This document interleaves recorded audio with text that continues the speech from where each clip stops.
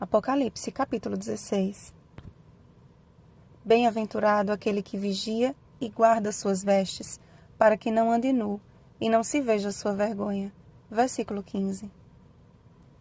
Quando Deus pronunciar o seu último chamado ao arrependimento, quando o último clamor, a última oração ascender aos céus, quando em cada coração humano estiver decidido em que lado está no grande conflito, então cessada será a obra de intercessão, e derramadas serão sobre a terra as 7 últimas pragas. A descrição apocalíptica revela a ira de Deus agindo contra os homens portadores da marca da besta e adoradores da sua imagem, com flagelos que não podem ser comparados a nenhum outro que a humanidade já tenha sofrido. Como nos dias de Noé, Mateus 24, 37 ao 39. Os ímpios não perceberão o fim da graça até que sejam atingidos pela tempestade da cólera de Deus. Ficará tão evidente que eles se decidiram pelo mal, que o sofrimento das pragas os levará não a clamar ao Senhor por misericórdia, mas a blasfemar contra Deus. São muitas as cogitações acerca da literalidade ou do simbolismo das 7 pragas.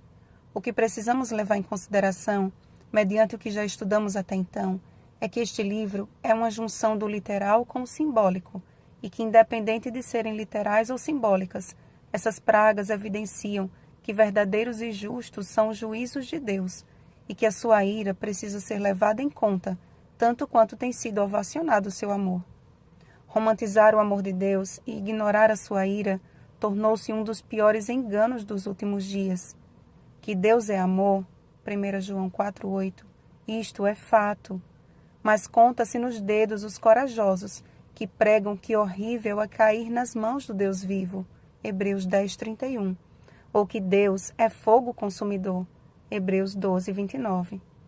Deus há de fazer justiça aos seus servos de todos os tempos, e de uma vez por todas virá para dissipar o mal. Ele prometeu, e nenhuma de suas promessas jamais falhou. Tudo se cumpriu.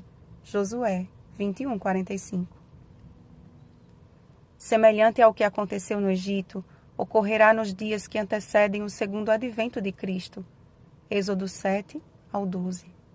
Se serão flagelos mundiais ou locais, não podemos afirmar de certeza, mas sob a ótica humana, a universalidade das pragas destruiria o planeta em poucos dias. A referência da 5ª e da 6ª praga sobre o trono da besta e sobre o grande rio Eufrates podem ser indícios de que os flagelos não atingirão todo o globo, mas lugares específicos. Com base nisto, analisemos o conteúdo de cada taça. Primeiro flagelo. Assim como a 6ª praga sobre o Egito, a primeira praga de Apocalipse anuncia úlceras malignas e perniciosas. Bem como somente os egípcios foram atingidos pela praga e o povo de Deus não foi atingido, também somente sofrerão a primeira praga os homens portadores da marca da besta e adoradores da sua imagem. Segundo flagelo. O mar se tornará em sangue. Não sabemos como isso ocorrerá, mas certamente podemos descartar as cogitações de fenômenos naturais que causam a coloração avermelhada na água, já que o relato bíblico é bem claro quando diz que o mar se tornou em sangue como de morto. Terceiro flagelo. Como foi quando a primeira praga caiu sobre o Egito, assim acontecerá tanto com o mar, como vimos no segundo flagelo, como com os rios e as fontes das águas no derramamento da terceira taça. Nesse tempo, os homens se levantarão contra o derradeiro povo de Deus, pois o seu pão lhe será dado, as suas águas serão certas. Isaías 33:16. E ao observarem os ímpios que nenhuma praga atinge aos fiéis observadores da lei de Deus, Salmo 91:10, será tempo de grande angústia e perseguição para o fiel remanescente. O clamor dos santos mártires que João ouviu na visão do 5º selo, pedindo por justiça, será transformado em louvor pela justiça divina. Certamente, ó Senhor Deus Todo-Poderoso, verdadeiros e justos são os teus juízos. Quarto flagelo. Quando a 4ª taça for derramada sobre o sol, terríveis serão as consequências. Criado no 4º dia da semana da criação, Esta estrela tem a função de manter a vida na Terra, sendo fonte de calor e de luz. A estrela que por tantos anos foi objeto de adoração dos cultos pagãos será instrumento da ira divina. E ao invés de haver arrependimento, os ímpios blasfemarão contra Deus, exatamente como faz a besta que escolheram seguir. Apocalipse 13:6, Daniel 7:25. O adágio que diz: o mesmo sol que amolece a cera, endurece o barro, se aplicará com precisão neste tempo em que o solo do coração dos ímpios estiver endurecido. Quinto flagelo. Houve trevas tão densas no Egito que os homens não podiam enxergar uns aos outros, e os egípcios tiveram que permanecer no mesmo lugar até que cessasse a praga.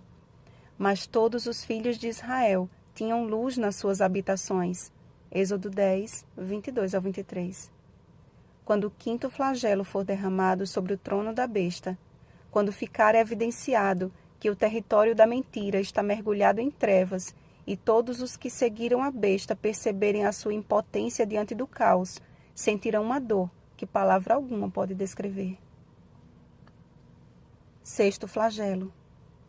O sexto flagelo faz referência ao rio Eufrates. Era este rio que irrigava a antiga Babilônia, e foi secando este rio que Ciro e seu exército conquistou o Império Babilônico. Devemos considerar este flagelo, portanto, de forma simbólica. Quando o mundo inteiro for reunido, ecumenismo, pelos três espíritos imundos semelhantes a rãs, feliz será aquele que Jesus encontrar vigilante e incontaminado das trevas deste mundo. Assim como o Senhor abriu o Mar Vermelho e fez seu povo atravessá-lo em terra seca em direção a Canaã, assim este flagelo anuncia o livramento do remanescente de Deus, que marcha rumo a Canaã celestial. O sexto flagelo também anuncia a última grande batalha das tropas de Satanás contra o povo de Deus, o Armagedon. Esta expressão deriva do hebraico Ha-Megido, que significa Monte de Megido. A região de Megido foi palco de diversas batalhas entre Israel e os povos inimigos. Mas o que nos interessa é identificar este Monte de Megido. O monte localizado nesta região, que se encaixa com precisão no contexto da última batalha, é o Monte Carmelo. Só este tema seria estudo para muitas meditações, mas lhe convido a ler o relato de 1 Reis 18, do 17 ao 40, e perceber que, assim como Elias restaurou o altar do Senhor e revelou a todos que só o Senhor é Deus, assim também como Elias profético, Malaquias 4, 5 e 6. Esta obra será plenamente cumprida pelo remanescente dos últimos dias. Sétimo flagelo. Assim como o pecado teve início no santuário celeste no coração de um querubim que se rebelou contra Deus, cumpre do mesmo santuário sair a ordem de destruição definitiva do pecado. E a mesma frase que disse na cruz, Jesus a dirá pela última vez: feito está. João 19:30. Então, uma série de juízos sobrevirão à terra, que será abalada de uma forma como nunca houve igual desde que há gente sobre a terra.